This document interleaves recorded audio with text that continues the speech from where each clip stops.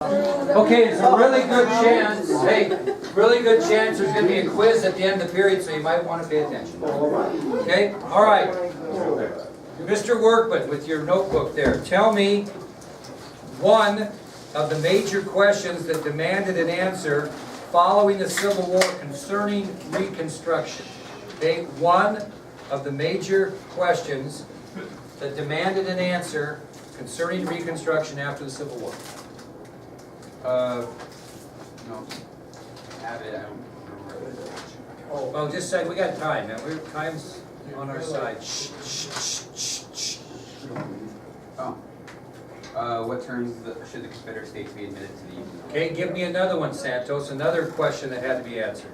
How should Confederate leaders be treated? Okay, and Garrett, give me the last one. What should be done to help the former slaves adjust to freedom and union? Okay, very good. Now, what was that time period been called? From 1865 to 1877. What was that called? Reconstruction. Shh, Ben. Reconstruction. Reconstruction. Okay. All right. We talked about the new president, Andrew Johnson. Again, Andrew Johnson was the man that replaced Abraham Lincoln after his assassination. Tell me something about him, Wade, that we mentioned yesterday. Something about President Johnson. He's a self-educated man. Okay, very good. He was a self-educated man. In other words, he didn't have any formal schooling. He learned a lot on his own. How did his political career begin there, Josh? And I know you were here yesterday, so you should have this. Okay, how did his political career begin?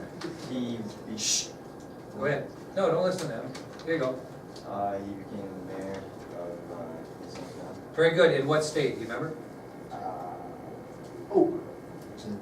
Tennessee. Tennessee. Okay, Hannah, what was his first national political position? House of Representatives. Okay, and then after he served in that arena, what did he become then, AD?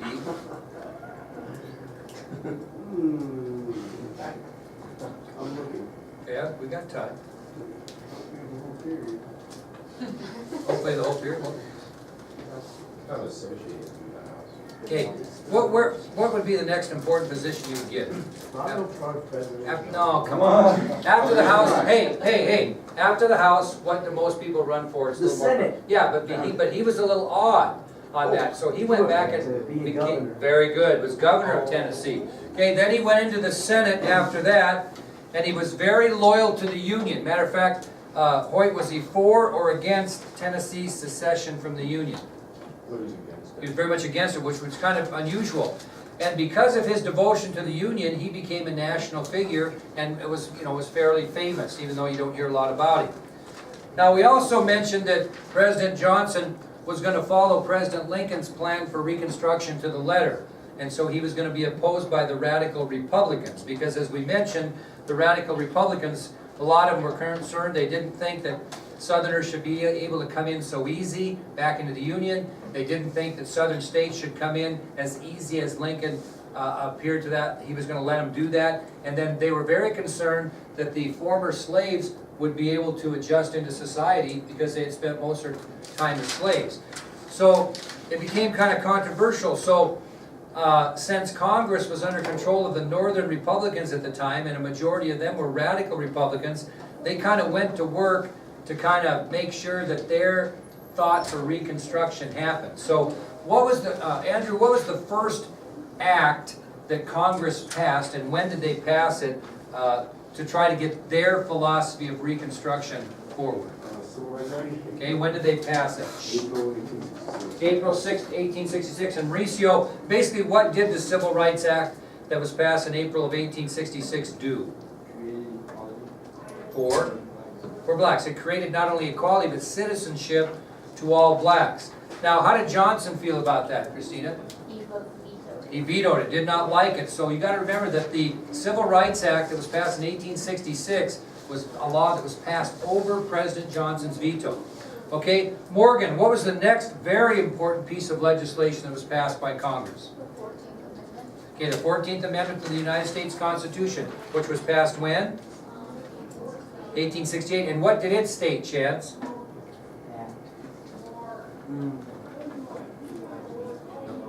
No, that what people did?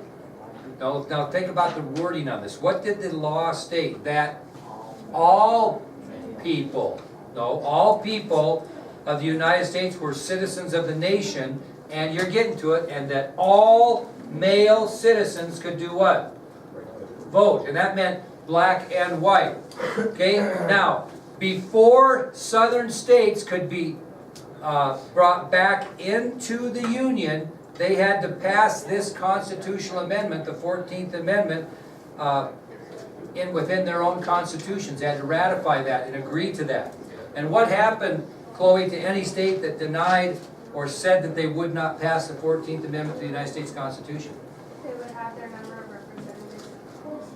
Right, if they did not pass the 14th Amendment or ratify that within their own state constitution, then they would not have any representatives in Congress. So really, if you look at these two laws, the Civil Rights Act and the 14th Amendment, they really were pieces of legislation that allowed the radical Republicans to have their way as far as Reconstruction, right?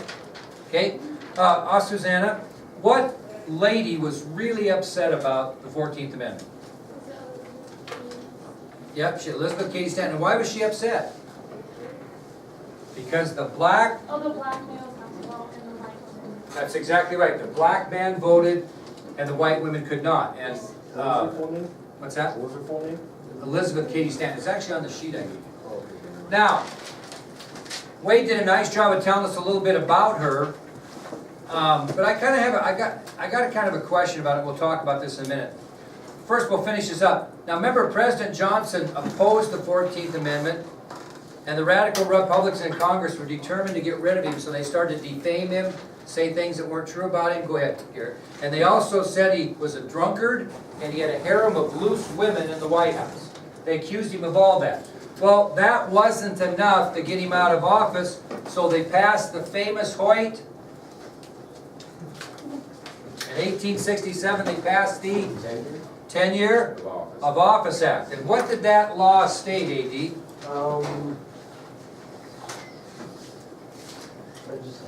What did the president have to do before he could remove any members of his cabinet? Didn't he have to go to like colony? Which branch? Who had to approve? House or Senate? The House.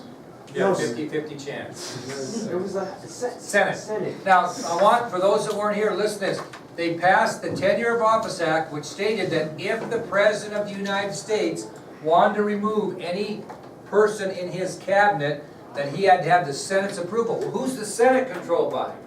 Radical Republicans. Now, did Stanton, Morgan, or excuse me, I gave it up. Did Johnson get to pick his own cabinet? No, he inherited whose? And who was the one that he did not like in the cabinet? Edwin Stanton. He thought he was Secretary of War, thought he was very disloyal, and he wanted to get rid of him. Well, wait, what was it? Edwin. Now, Stanton even was set up, or Johnson was even set up more because they were having Stanton spy on Johnson's every move.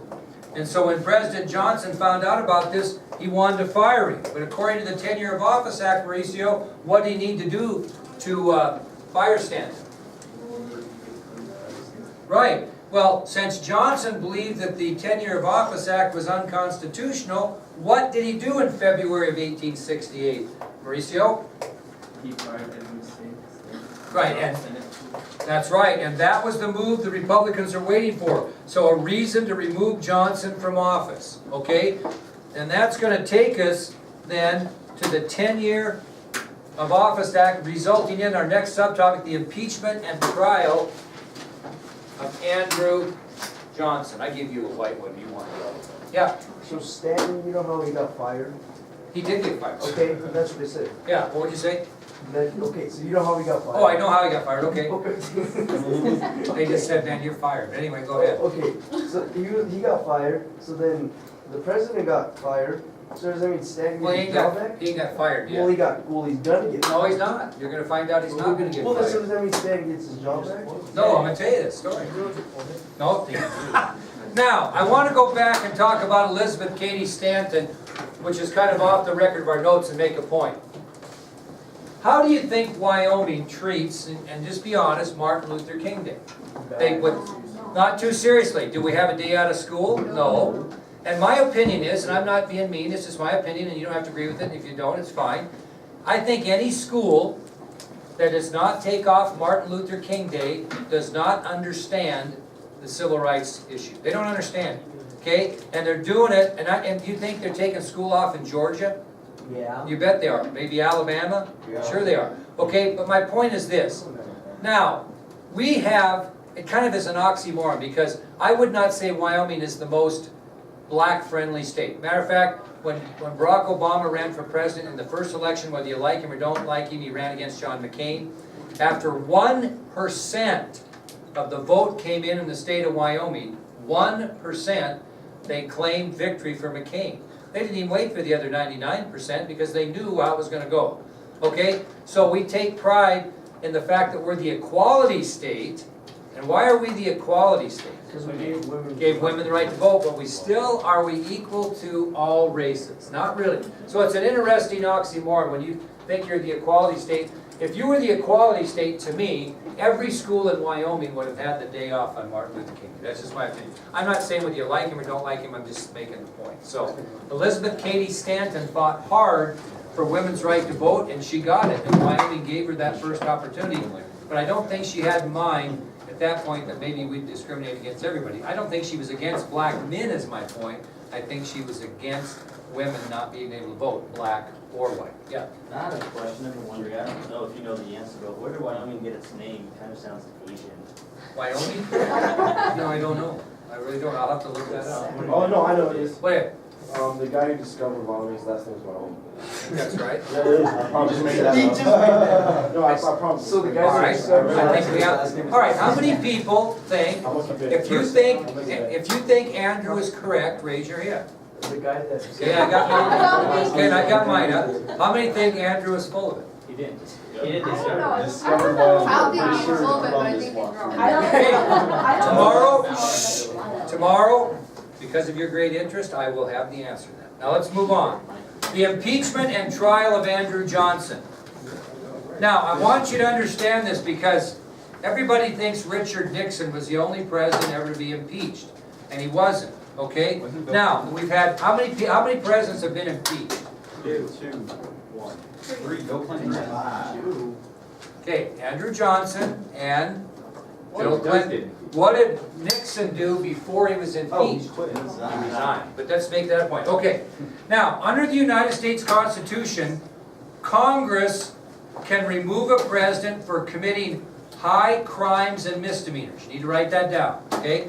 Under the United States Constitution, Congress can remove a president for committing, quote, high crimes and misdemeanors. Who's Congress? The House and the Senate, and they'll each have a role, okay? So again, under the United States Constitution, Congress can remove a president for committing high crimes and misdemeanors, okay? When you say misdemeanors, like if he was riding his horse too fast, like it's right. Well, it depends on how bad you want to get him, but a misdemeanor could be used, okay? Now, here's how the process works. If Congress thinks the president has committed a high crime or misdemeanor that would be worthy of removing them from office, it is the House of Representatives that impeaches the president. And the definition of impeach is accuse. So that doesn't mean if you're impeached, you're out. It means you're accused. So you have Congress here, and over here you have the House, and in a situation like this, they can impeach the president, which another term for impeach is accuse. Okay? So what's going to happen here is Johnson is going to be impeached or accused of violations of either high crimes or misdemeanors that support that he should be taken out of office. So the House impeaches a president. Now once they're impeached, what do they get? Due process. A trial. Okay? And anybody know who proceeds over the trial? No. Who does? No, in general. Who does? No. Jury of your peers. Think no. Who is the one that runs the trial? Who's the judge, so to speak? Oh, Supreme Court. Chief Justice of the Supreme Court. So, Was he friends with Andrew Johnson? no, just a second. You're throwing too much in it. So, we're going to go to trial. And the person that's gonna run the trial is the Chief Justice of the Supreme Court. Okay?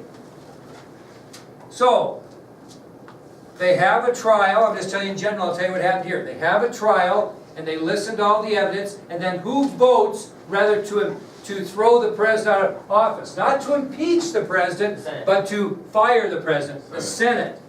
So here's how it works. Congress impeaches if they think there's high crimes and misdemeanors, which means they accuse them of something. They go to trial. The Chief Justice of the Supreme Court presides the trial, and the Senate decides if the person is guilty or not guilty. And how do they do that? What would the vote have to be? 2/3 majority. Okay? Yeah. Can the Senate impeach? No. The House is the only one that can. Now, does the House and the Senate work together and figure out if the guy screwed up? Yes. Okay? But only the House can impeach a president. The Senate convicts or not. Okay? Now, here's what happens in Johnson's situation. Okay? Not long after he fired Edwin Stanton, the House voted overwhelmingly to impeach him. When the House votes to impeach, what do they need? A trial. 2/3 majority. So, but this was overwhelming. So more than the 2/3 majority needed to impeach Johnson occurred. The House voted unanimously, overwhelmingly, to impeach Johnson. They charged Johnson with 11 different charges. They accused him of 11 different things. And 8 of them directly involved the Tenure of Office Act. So they charged the president with 11 high crimes and misdemeanors, 11 different ones, and 8 of those 11 had to do with the Tenure of Office Act. What were the other 3? Just probably that he was unfit, he had loose women in the White House, who knows? I mean, they just came up with things that he did. Now, unbelievable as it may seem, just before the trial, one member of the Senate, Senator Jim Lane from Kansas, committed suicide. Okay, so just before the trial began, Senator Jim Lane from Kansas committed suicide. Nobody really knew why, probably depressed, who knows. Everybody has a different life. But just prior to this trial, one member of the Senate, Jim Lane from Kansas, committed suicide. So they've got to replace him, right? They got to appoint a new senator, and it ends up being Edmund G. Ross. Who do you say? I thought it was Stanton. No. Edmund G. Ross. And it's all going to come to point here. You're going to get a double lesson today. You're going to get a regular U.S. history lesson today, and you're going to get a bit of an honors U.S. history lesson. Okay, now, so they have their trial. Edmund G. Ross is now the new senator from Kansas. They have the trial, and it ends, and now it's going to be the Senate's decision on whether or not President Johnson would be removed from office. And again, they need a 2/3 majority vote in order for that to happen. So, they're voting yea and nay. They're voting yea and nay. They're voting yea and nay. They're voting yea and nay. And they need one more vote for 2/3 majority, and Edmund G. Ross is the guy that's got to cast the final vote. If he votes out of office, he's gone. If he votes not guilty, he stays. Now keep in mind here something, if you would. He is a senator from Kansas. He is a Republican.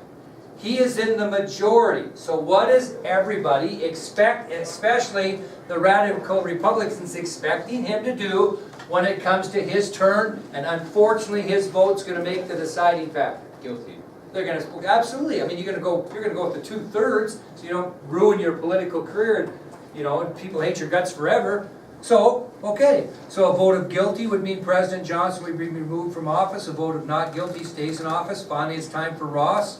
The radical Republicans are sure. Ross stood on the floor of the Senate under tremendous pressure and cast his deciding vote. Not guilty. Not guilty. The radical Republicans damn near fell off their chairs in shock. Could not believe it. Could not believe it. So, you know, you think if that one guy hadn't killed himself beforehand, What do you think? fired? Chances are very good that that death. Definitely. Yeah, you know. Okay, now, I'm gonna make a point here, so keep listening. Okay, President Johnson, listen up, shh. President Johnson remained in office until the end of his term. His political career saved. Edmund Ross's over. At that point, done. Might as well have turned in his paper and left. Now, the thing about this, was that a pretty courageous act? He voted his conscience and it ruined his career. He could have easily said guilty and probably been the most popular damn guy in the Senate. Johnson could have been a pretty nice guy. Yeah, never know. Well, in 1956, while recuperating from major back surgery, Senator John F. Kennedy wrote a book entitled Profiles in Courage. It was a Pulitzer Prize winning, just tell me the story. It was a Pulitzer Prize winning book. I'll tell you the story. Profiles in, Write this down. no, you can just listen to the story, write it down whatever you want. It might be extra credit, who knows. But he wrote a book in 1956 called Profiles in Courage while he was recuperating from back surgery. Okay, senator. The book was incredibly popular. It won the Pulitzer Prize for journalism and really put him on the national spotlight, which allowed him to actually be considered for the vice presidential nomination in the presidential election of 1956. So many people requested signatures on this Profiles in Courage that he had to teach his secretaries how to sign his name. The book was about 8 courageous Americans in the history of our country that did something courageous. Edmund G. Ross was one of the 8 people he wrote about. And I'm going to listen, this is from the book. You have to write this down. I look down into my open grave. In a lonely grave, forgotten and unknown, lies the man who saved a president, and who was, as a result, may have well preserved for ourselves and prosperity constitutional government in the United States. The man who performed in 1868 what one historian has called the most heroic act in American history, incomparable, more difficult than any deed of valor upon the field of battle. But a United States Senator whose name no one recalls, Edmund G. Ross of Kansas. And here's Profiles in Courage, first edition, first printing. I have every edition and printing of it. But in chapter 6 is John Kennedy's story of Edmund G. Ross. So that was a courageous act. Okay? So, the bottom line is, President Andrew Johnson is saved by Edmund G. Ross. His political career saved. Edmund G. Ross's political career immediately over. Yeah. Why was his political career over? Because everybody hated him. Every radical Republican hated his guts. Would you like to be on the bad side of the radical Republicans? How miserable would they make your life? You screwed your own party. He was a Republican. What do they expect him to do? This is partisan politics. You go on the line, man. But he did not do that. He voted his conscience. He did not think this was right, and he voted his conscience, and it cost him everything he had. Okay? All right, let's move up to the last subtopic, and this will answer some questions. Yesterday, I believe that Caleb said it. Andrew, yep. Oh, well, my question was what you're about to talk about now. Okay, summing up the presidency of Andrew Johnson and Reconstruction. So we're going to sum up the presidency of Andrew Johnson and sum up how Reconstruction went. Okay? Because somebody, and I'm sure it's Caleb yesterday, said to me, was he a good president? Yeah, Andrew, what were you talking about yesterday? I can't remember. Something I said we'd talk about. Oh, yeah. And nobody liked him because they thought he wasn't very good president. Okay, good. These are great questions. Okay. Now, according to historians, here is a summary of the presidency of Andrew Johnson. I'm going to tell you what it is, and I'm going to give you 5 examples. Here is the summary by historians of Andrew Johnson. He was a misfit to the presidency. And I'm going to give you 5 examples. He was a misfit to the presidency. What's misfit mean? Bad. Bad fit. Okay? I'll give you an example. I think I do pretty well here as counselor and history teacher. I think I'm a good fit for the school, but I might be a terrible fit at Lovell. Or I might be a terrible fit at Thermopolis, just because you have to fit into what the person needs. So it doesn't mean you're a bad person if you're a bad fit, you just don't fit in. Your philosophies aren't the same, etc. So this doesn't mean he was a misfit, he was a bad person. Good example. What's that? No, I'm just telling you, a misfit means he didn't fit into the presidency. Probably shouldn't have been a president. Now, here are the 5 reasons why. 1, he was a Southerner who did not understand the North. Okay? He was a Southerner who did not understand the North. You'd be a misfit for the presidency, wouldn't you? If you've got to run the whole country and you're a Southerner who doesn't understand the North. Okay, so I come here to teach history, and I have never been around Hispanic kids in my life, and I don't understand Hispanic kids, and I don't have any patience for Hispanic kids. I don't understand their culture. Even though I might be a good guy, do I fit into this school who has Hispanic kids, for example? No. So he was a Southerner who didn't understand the North. Okay? You have to understand things. Okay? Number 2. He was a Tennessean who lost the trust of the South. I'll explain that. He was a Tennessean who lost the trust of the South. Is that because of that, the actors went against? No, but Isn't it because that he didn't want Tennessee to go to the south? Like, well, is Tennessee considered a southern state? Yeah. So he's a Southerner who lost the trust of the South because he was trying to compromise with who? He was trying to understand the North and compromise with them. So your no-win situation, you know what it reminds me of? It reminds me, in my business, if the principal job is the hardest job in the world because your boss is a superintendent and the teachers are on the other side. And I'll give you an example of what I mean by this. When I was in Montana, they don't have near this trouble here. But getting a raise for salary. Montana, South Dakota, Idaho, they're all like that. Wyoming has some pretty good money. So there's not a lot of harsh negotiations for teacher salary in this state. But in Montana, it was a pain every year. Every year the teachers wanted a raise, there was no money. And so you're the principal and you're trying to run a building and you're trying to keep your teachers happy because you have happy teachers, you have pretty happy students in most instances. Well, teachers get a little grouchy if they're not getting a raise, you know what I mean? And so the superintendent's got to work with the board, so he's kind of stuck in the middle too, you know what I'm saying? And so the board's the one that decides if they get any extra money. So the superintendent's kind of on the side of the board, and the principal's trying in the middle, trying to be on nobody's side, and the teachers are mad they don't get a raise. So you get stuck in the middle. So it's almost like being, you're part of the high school, but you've lost the trust of your teachers because you won't go over and say to the school board, give me a raise, you know what I mean? That happened every year in Montana. It was a fight every year. The teachers get grouchy, and then they wouldn't put out the same effort. The kids were suffering, and you're stuck right in the middle. So that's what I kind of mean by that. He was a Southerner who had lost the trust of the South. They didn't trust him anymore. They didn't see him as a supporter. It's like those teachers didn't trust me because I wasn't trying to get him a raise. You see what I'm saying? And so it's just a stuck in the middle thing. Okay? The third reason he was a misfit for the presidency is because he was a Democrat who had never been accepted by the Republicans. Okay? He was a Democrat that was never accepted by the Republicans. Wait, he was a Democrat vice president? Mhm. How'd that work? Because remember in those days how they did that? Okay? Now, Bill Clinton is a Democrat president. Is he very well accepted by the Republicans right now? Not at all. Have we had a Democratic president that has been accepted by the Republicans? No. Pretty accepted? Who was the last president we had that really did pretty well with the Republicans? Actually, Bill Clinton.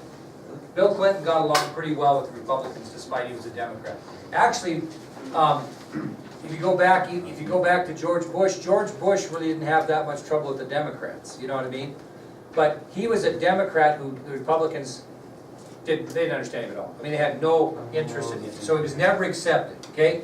The fourth reason he was a misfit for the presidency is because, and this might be, think about this, he was a president who was never elected by the people, okay? He assumed the presidency. People didn't vote him in, okay? This guy didn't even get voted in. We had to have him. So another reason he was a misfit for the presidency is because he was a president that had never been elected. What's the point of the vice presidency exactly? I'll tell you, keep that question. Yes, Andrew? So, the number 4, is that like for every vice president who goes to presidency if they get assassinated? Yeah. Is that how Yeah, they always that's do how it works. Now, we had another one too, there was another one, Gerald Ford. He took over after Richard Nixon resigned, and he really paid a price because he was never elected, okay? He was never even elected, now think about this. You don't know the history behind this, but think about Gerald Ford. He was the Speaker of the House, third in succession. Spiro Agnew, the Vice President under Nixon, resigns under scandal for tax evasion. So they moved Gerald Ford up into the Vice Presidency. Nixon resigns the presidency, and they move Ford into the presidency. He was even worse because he never got elected by the people for either office. You know, nowadays you run as a team, so when you vote for one, you vote for the other. Ford never got elected by the people. It's even worse because he ascended the presidency and never got elected in any position. Okay, that caused him problems. Lyndon Johnson, on the other hand, who took over after Kennedy, really was accepted that he was elected to his own term in '64, so that kind of made up the difference there. See, so it's a different, but this guy was never elected, okay? And here's the fifth one, the one I like the best, and I almost said yesterday when Caleb asked if he was a good president. He was the wrong man in the wrong place at the wrong time. That's the best way if you're going to sum up his presidency, is he was simply the wrong man in the wrong place at the wrong time. Now, it was on December 4th of 1865